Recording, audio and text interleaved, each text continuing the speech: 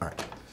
First, another great project from you. And I think one of the things I really appreciate about this project, like in Soul Food, I mean, where Makai wasn't the biggest actor at that time. Now, you took a lot of chances on a lot of young talent in this film, and I love the diversity of that, and I love the story you brought. First, can you just talk a little about your partnership? Because I read a little about it, but can you talk about how y'all collaborated on this together a little? Yeah. Early on, George brought me on and made sure I was involved. You know, sometimes with adaptations, it's like the authors are like, okay, we got the book, we're good, thank you. George, nah. I mean, I was getting calls from George every week, even in post-production. That's how involved he wanted me to be. So it's been a collaboration from the beginning because he respects the source material, but he also respects the source of the source material, and that means a lot. And I know Oscar Grant was like his story was one of the stories that inspired this, but along the way, there's been so many hashtags, tragedies that we've had since. And did y'all implement any of that into the story as like kind of a living? Well, I think it was early on, like in the book, you know, there were certain, you know, individuals that we had to get rights to, you know, like Eric Gardner, Sandra Bland, you know, Emmett Till. This was already in the book, so I had to talk to, you know, I talked to Angie. I felt like let's honor that.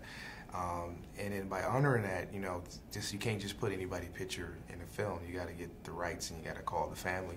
So a lot of that was being, you know, done. And me talking to the Gardner family and Sandra Blunt. And just when I'm talking to them, you know, you hear the pain, you know, you hear, you know, like in this movie, you know, there's people, you know, like Khalil, you know, that's a young man who has friends, who has family. He had a brother, you know, Cameron, who's 10 years old. And it's like all these individuals, we see it on the news, we don't know the impact of it.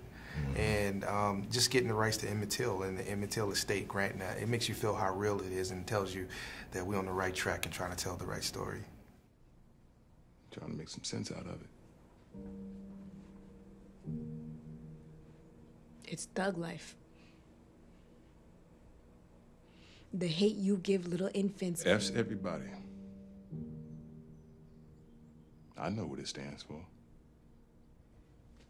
What do you think it means? I think it's about us. Us who?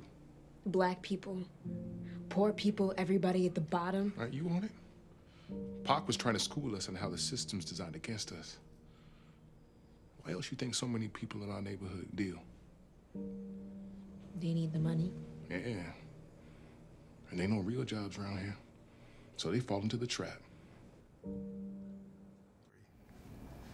How fatigued do you guys get for your activism, whether it's out there really protesting or just like feeling for all these new tragedies that will pop up along the year? Like, how do you, just as people, how do you like manage that internally? It's something I deal with a lot because I go and talk to a lot of kids. And they always ask me that similar question, like, how do I keep going with all of this? It's something every week, you know? And I tell them we have to remember this is a marathon, not a sprint.